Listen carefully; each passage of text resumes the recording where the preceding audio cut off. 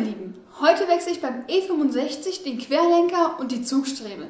Die wurden vor kurzem erst gewechselt, sind aber schon wieder hin. Und der Wagen fährt sich schwammig. Warum, erkläre ich euch in diesem Video. Viel Spaß!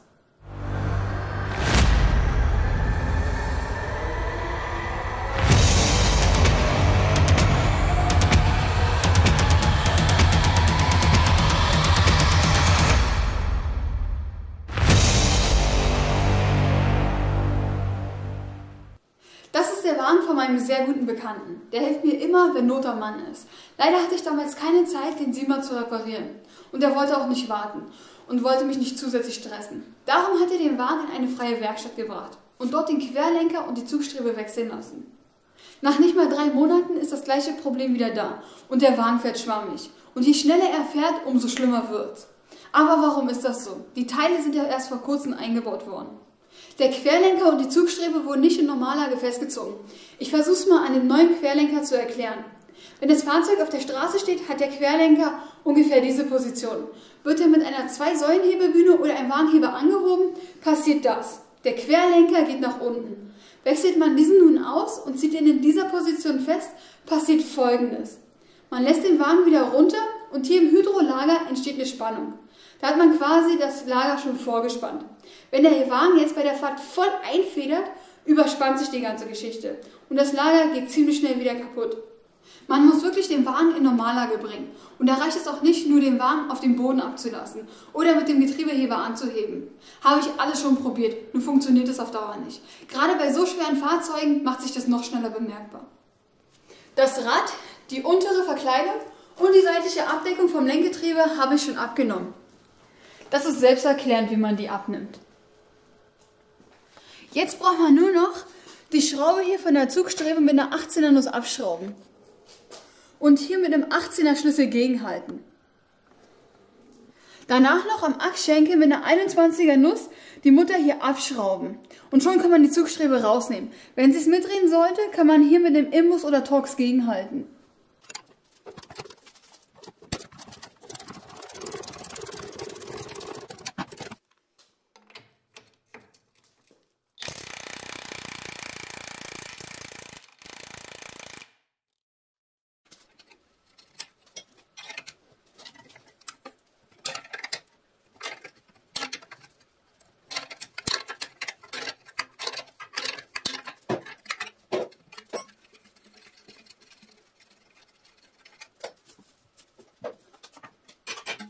Es ist einfach zu wenig Platz und man kommt nicht drum herum, den Luftschacht für die Bremsbelüftung rauszunehmen.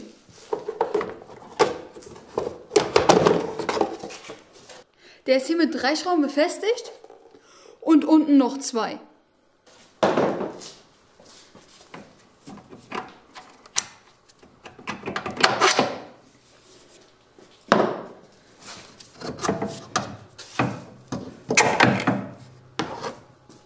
Als nächstes kommt der Querlenker raus. Dafür wieder mit einer 18er Nuss die Mutter hier abschrauben.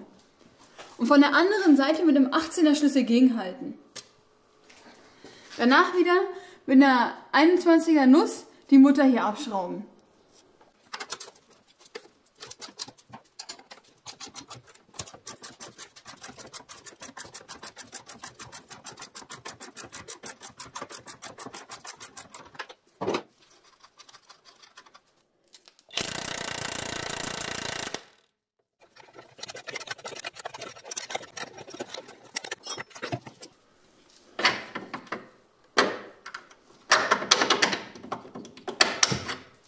Wenn wir schon mal bei sind, machen wir die Pendelstütze gleich mit.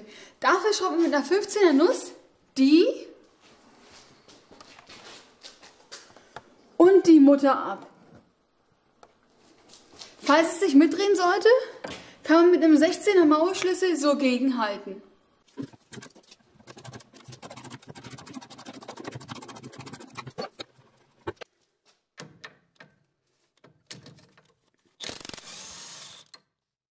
Bevor man die neue Pendelstütze reinmacht, kann es nicht schaden, ein bisschen sauber zu machen.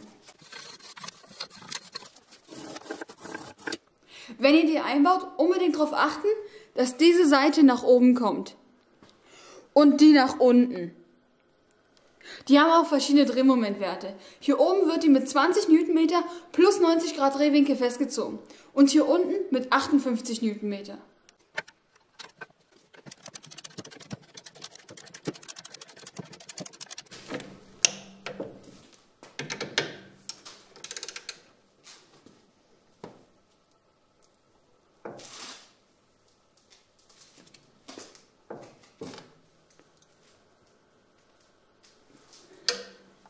Macht sich ganz schlecht alleine. Mein Cousin hat jetzt nochmal gegengehalten und ich habe den noch die restlichen 30 Grad verpasst. Machen wir unten weiter.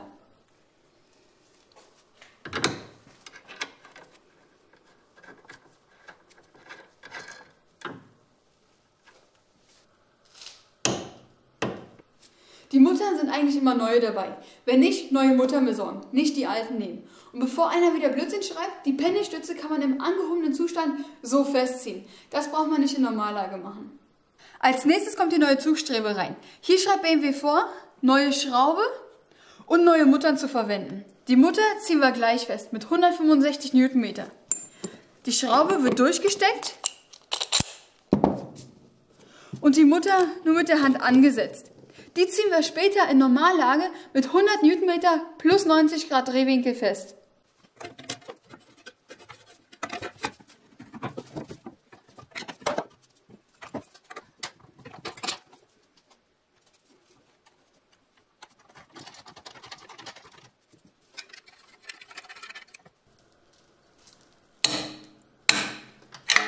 Bei dem Querlenker gilt das gleiche wie bei der Zugstrebe. Schraube und Mutter neu. Die Mutter wird auch gleich mit 165 Newtonmeter festgezogen. Die Schraube wieder durchgesteckt und die Mutter nur mit Hand angesetzt. Die wird später in Normallage mit 100 Newtonmeter plus 90 Grad Drehwinkel festgezogen.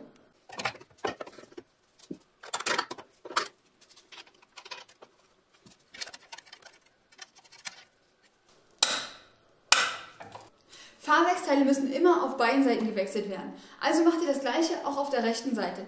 Hier gibt es einen kleinen Unterschied zur linken. Am Querlenker befindet sich hier die Anlenkstange.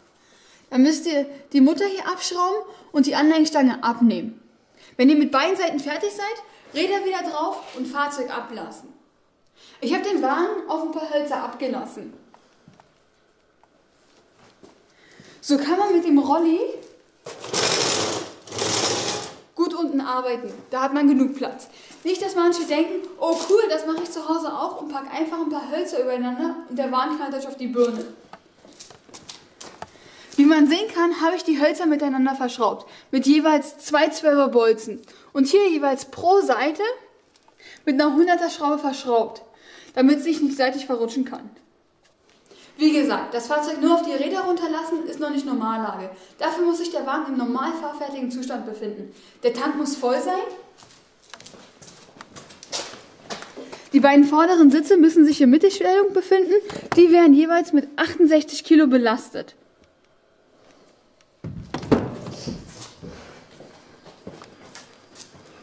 Die Rücksitzbank wird auch mit 68 Kilo mittig belastet.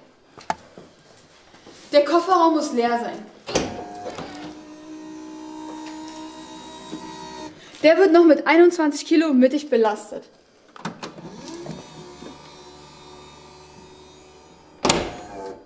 Erst wenn diese Voraussetzungen erfüllt sind, befindet sich der Wagen in Normallage.